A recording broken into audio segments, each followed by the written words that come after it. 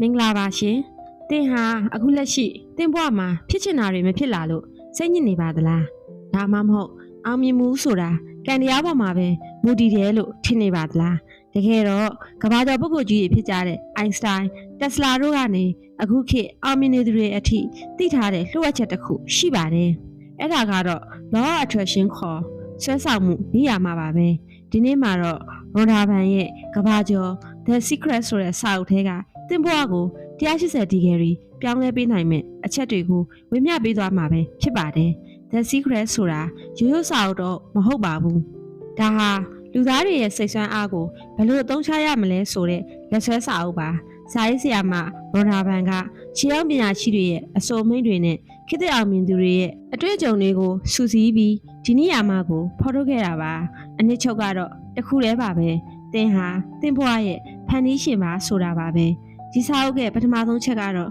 ကျမတို့အားလုံးဟာအသက်ရှင်နေတဲ့တန်လိုက်တွေဖြစ်တယ်ဆိုတာပါပဲကျမတို့ရဲ့အတွေ့အတိုင်းမှာ line frequency တစ်ခုစီရှိပါတယ်သင်ကမကောင်းတာတွေပဲတွေးနေရင်မကောင်းတဲ့ line တွေကိုစက်ကြဝဠာတဲ့ထုတ်လွှတ်နေပြီးမကောင်းတဲ့အရာတွေကိုပဲပြန်ဆွဲဆောင်နေမှာပါတစ်ဖက်မှာလည်းသင်ကအကောင်းမြင်ပြီးအောင်မြင်မှုကိုပဲအာရုံစိုက်ရင်အောင်မြင်မှုတွေကသိစီတန်းစီပြီးရောက်လာပါလိမ့်မယ်အိုင်ဆိုင်ပြောခဲ့သလိုပါပဲစိတ်ကူးစိတ်သန်းဟာအနာဂတ်မှာဖြစ်လာမယ့်ဆွဲဆောင်မှုတွေရဲ့ကြိုတင်မြင်ကွင်းပါဒါဆိုဒီနေရာမှာကိုဘယ်လိုသုံးမလဲစောက်ထဲမှာတော့အဆင့်30ပြထားပါတယ်ပထမဆုံးအဆင့်ကတော့တောင်းဆိုခြင်းပဲဖြစ်ပါတယ်တင်တကယ်လိုချင်တာကိုတိတိကျကျဆုံးဖြတ်ပြီးစัจ java ရာကိုပြောလိုက်ပါငါဒါကိုလိုချင်တယ်လို့ရှင်းရှင်းလင်းလင်းဖြစ်နေပါစေနံပါတ်2အချက်ကတော့ယုံကြည်ခြင်းပဲဖြစ်ပါတယ်အဲ့ဒီအရာဟာသင်စီကိုရောက်လာတော့မယ်ဒါမှမဟုတ်ရရှိပြီးသားလို့တန်တရားမရှိယုံကြည်ပါဘယ်လိုဖြစ်လာမှာလဲဆိုတာကိုစိတ်မပူပါနဲ့အဲ့ဒါကစัจ java ရာရဲ့အလုပ်ပါ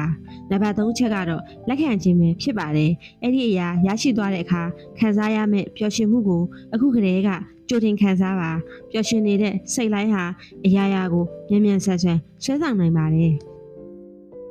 ဒီနေရာမှာကိုအလုံးလုံးဆွေဖို့အတွက်ဆိုရင်အရေးကြီးဆုံးလက်နက်နှစ်ခုရှိပါတယ်ပထမကတော့ကျေးဇူးတင်ခြင်းပဲဖြစ်ပါတယ်သင်မှာအခုရှိနေတာလေးတွေကိုကျေးဇူးတင်တတ်မှစัจ java ရာကနောက်ထပ်အသစ်တွေကိုထပ်ပေးမှာပါမျက်စိမိတ်ပြီးတင်လိုချင်တဲ့ဘဝကိုပုံဖော်ပါအဲ့ဒီခိုက်တန်းရဲ့အတန်အနတ်နဲ့ခံစားချက်ကိုပါတကယ်လက်တွေ့လို့ခံစားကြည့်ပါဒါဟာသစ်စီကိုအံ့ဖွယ်တွေကိုတည်ဆောင်လာပါလိမ့်မယ်သင်ဟာခန္ဓာကိုယ်တစ်ခုတည်းမဟုတ်ပါဘူးသင်ဟာစัจ java ရာကြီးနဲ့ချိတ်ဆက်နေတဲ့အတိုင်းအစမဲ့စွမ်းရည်တစ်ခုပါ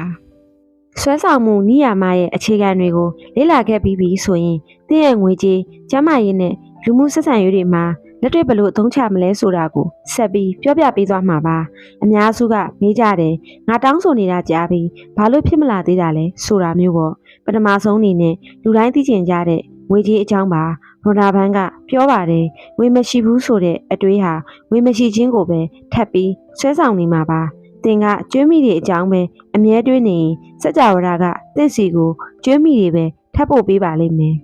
ဒါကိုဘယ်လိုပြောင်းလဲမလဲသင်စီကိုငွေတွေအလုံးရင်းနဲ့ဝင်လာနေပြီလို့စိတ်ကူးပါစာအုပ်ထဲကနီလန်းလေးတစ်ခုကတော့သင်စီကိုရောက်လာတဲ့ကုန်ကြစရိတ်ချလန်တွေကိုကြည့်တဲ့အခါမှာငါပတ်စံကုန်မြန်ပြီလို့မတွေးပဲဒါဟာငါစီကိုပတ်စံအများကြီးဝင်လာဖို့လမ်းစာပဲလို့ပြောင်းလဲတွေးတော့ကြည့်ပါငွေကြေးနဲ့ပတ်သက်ရင်ရှားပါမှုထက်ပေါ်ကျော်ဝမှုကိုပဲအာရုံစိုက်ပါလူမှုဆက်ဆံရေးနဲ့ပတ်သက်ပြီးဟွန်ဒါဘန်ပြောထားတာကသင်ကတဦးတယောက်ရဲ့အချစ်ကိုလိုချင်နေတယ်ဆိုရင်အဲ့ဒီလူကိုလိုက်တောင်းတနေမဲ့အစားသင်ဘဝထဲမှာအချစ်တွေပြည့်နေနေပြီလို့အရင်ခံစားကြည့်ပါအရေးကြီးဆုံးလှုပ်ဝက်ချက်ကတော့မိမိကိုယ်ကိုအရင်ချစ်ဖို့ပါပဲ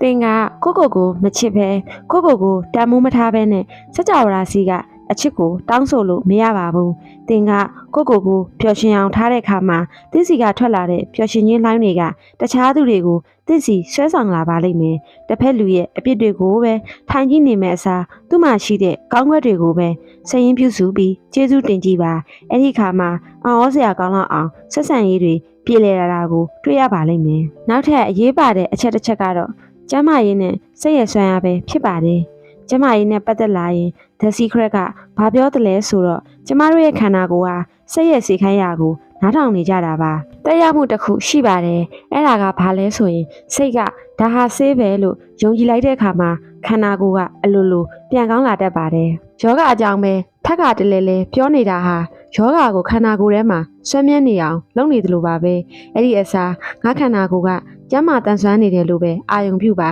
ရမောခြင်းဟာကောင်းဆုံးဆေးဖြစ်တယ်လို့ဆိုပါတယ်စိတ်ပီစီမှုတွေကိုဖယ်ထုတ်ပြီးပျော်ရွှင်မှုကိုရှာဖွေတာဟာတင့်စီကယောဂါတွေကိုမောင်းထုတ်လိုက်တာနဲ့အတူတူပါပဲနောက်ဆုံးသိထားရမှာကစကြဝဠာအတွက်အချိန်ဆိုတာမရှိပါဘူးကျမတို့အတွက်သာတသိန်းရဖို့က1000ရဖို့ထက်ပိုကြမယ်လို့ထင်နေကြတာပါစကြဝဠာအတွက်ကတော့တသိန်းပဲဖြစ်ဖြစ်1000ပဲဖြစ်ဖြစ်အတူတူပါပဲဘယ်တော့ဖြစ်လာမှာလဲဆိုတဲ့စိုးရင်စိတ်ဟာတန်တရားကိုဖြစ်စေပါတယ်အဲ့ဒီတန်တရားကတင်လိုချင်တာကိုရောက်မလာအောင်တားဆီးနေတာပါဒါကြောင့်တင်ဖြစ်ချင်တာတွေကိုစကြဝဠာစီပို့လွတ်ပြီးပြီဆိုရင်စားတောက်ဆိုင်မှာအစားအသောက်မှာပြီးအေးအေးဆေးဆေးစောင့်နေတယ်လို့မျိုးယုံကြည်မှုအပြည့်နဲ့စောင့်ဆိုင်းလိုက်ပါတင်ဟာတင်ဖွာဆိုတဲ့ရုပ်ရှင်ရဲ့ဒရိုက်တာရောဇက်ဆောင်မှာပဲဇက်သိန်းကိုအကောင်းဆုံးဖြစ်အောင်ဖန်တီးခွင့်တလက်ထဲမှာရှိပါတယ်ဒီနေ့ကစားပြီးတင့်ရဲ့အတွင်းလိုင်းတွေကိုအကောင်းဆုံး frequency မှာထားကြည့်လိုက်ပါအရင်ပိုင်းတွေမှာနိယာမကိုသိခဲ့ပြီးပြီဆိုရင်ဒီနိယာမတွေကိုတင့်ရဲ့နေ့စဉ်အသက်ရှင်မှုပုံစံဖြစ်သွားအောင်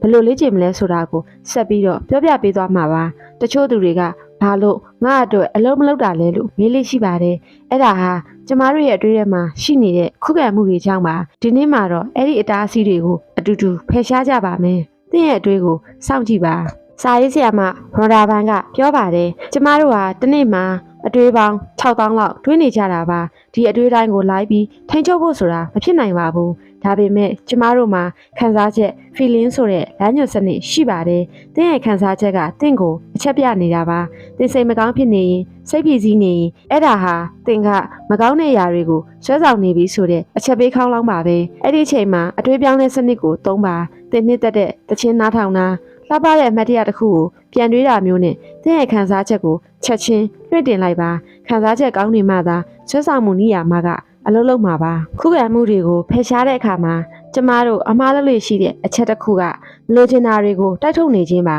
ဥပမာငါဒီအလုပ်ကိုမုန်းတယ်ငါဒီယောဂကိုမလိုချင်ဘူးလို့ပြောနေတာဟာအဲ့ဒီအရာတွေကိုပဲအာယုံစိုက်နေပြီးအားဖြစ်ပေးတာနဲ့အတူတူပါပဲစကြဝဠာကမဟုတ်ဘူးမဆိုတဲ့အငင်းစကလုံးတွေကိုနားမလဲပါဘူးတင်ကငါအလုံးနောက်မကြချင်ဘူးလို့တွေးရင်စကြဝဠာကနောက်ကြခြင်းဆိုတဲ့လှိုင်းကိုပဲဖမ်းယူပါတယ်ဒါကြောင့်မလိုချင်တာကိုစန့်ကျင်မဲ့အစားလိုချင်တာကိုပဲအာယုံစိုက်ပါစစ်ပွဲကိုစန့်ကျင်မဲ့အစားငြိမ်းချမ်းရေးကိုထောက်ခံပါဆင်းရဲမှုကိုမုန်းတီးမဲ့အစားချမ်းသာမှုကိုမြန်နိုးပါအာယုံစိုက်မှုရှိရာစီတို့စွမ်းရည်နေစီးဆင်းသွားတာကိုမမေ့ပါနဲ့ဒီစာအုပ်ရဲ့အရေးကြီးတဲ့အချက်ကတော့လောကမှာအရာရာဟာလုံလောက်မှုရှိတယ်ဆိုတဲ့အချက်ပါလူများစုကအောင်မြင်မှုတွေပတ်စံတွေကကတ်သက်ချက်ရှိတယ်တယောက်ကရသွားရင်ငါ့အတွက်မကြံတော့ဘူးလို့ထင်တတ်ကြပါတယ်ဒါဟာရှားပါမှုစိတ်ဓာတ်ပါပဲအမှန်တော့စကြဝဠာကြီးဟာအတိုင်းစမဲ့ပေါ်ကျယ်ဝပါတယ်တင့်ရဲ့စိတ်ကူးထဲမှာမြင်အောင်နိုင်သမျှအရာအလုံးဟာတင့်ရဲ့အတွက်ရှိနေပြီးသားပါတခြားသူအောင်မြင်တာကိုမြင်တဲ့အခါမှာငါအတွက်လဲလမ်းပွင့်ပြီလို့ဝမ်းသာပေးလိုက်ပါလူတိုင်းအတွက်လုံလောက်တဲ့အရင်းမြစ်တွေရှိနေတယ်ဆိုတာကိုယုံကြည်လိုက်တဲ့အခါမှာတင့်စီကိုအခွင့်အလမ်းတွေဟာတကားမရှိဓာတ်မရှိဝင်လာပါလိမ့်မယ်နောက်ဆုံးမှာတော့ The Secret ကတင့်ကိုတင့်ရဲ့ဖြစ်တည်မှုအမှန်ကိုသတိပေးပါတယ်တင်ဟာတင်းငယ်တဲ့လူသားတစ်ယောက်မဟုတ်ပါဘူးတင်ဟာစကြဝဠာတဲ့စွမ်းရည်တွေကိုစူးစီးနေတဲ့အစွမ်းထက်တဲ့ဖန်တီးရှင်တစ်ယောက်ပါအတိတ်ကဖြစ်ရတွေအရင်ကရှုံးနမိတ်တွေဟာတင့်ကိုအဆုံးအဖြတ်မပေးနိုင်ပါဘူးတင်းရဲ့အတိတ်ကဘလို့ပဲရှိခဲ့ပါစေအခုလက်ရှိအချိန်မှာတင်တွေးလိုက်တဲ့အတွေးကသာတင့်အနာဂတ်ကိုပုံဖော်မှာပါတင်ဟာတင့်ဘဝရဲ့ပကြီးကားကိုရွေးဆွဲနေတဲ့ပကြီးစရာပါပဲကဲဒီနေ့ကစားပြီးတင့်ကိုတင်ငါစကြဝဠာရဲ့လက်ဆောင်မှုမဲလို့သတ်မှတ်လိုက်ပါတင့်မှာရှိရဲ့စွမ်းအားတွေကိုအိပ်ပျော်မနေစေပါနဲ့တော့ The Secret Series လေးကတင့်ဘဝရဲ့အတွက်အလျောက်တစ်ခုဖြစ်စေမယ်လို့မျှော်လင့်ပါတယ်ဒီဗီဒီယိုလေးကတင့်ရဲ့အတွက်အကျိုးရှိမယ်ဆိုရင် Like and Subscribe လုပ်ဖို့မမေ့နဲ့နော်အားလုံးပဲလူရင်းဆန္ဒတွေပြည့်ဝကြပါစေ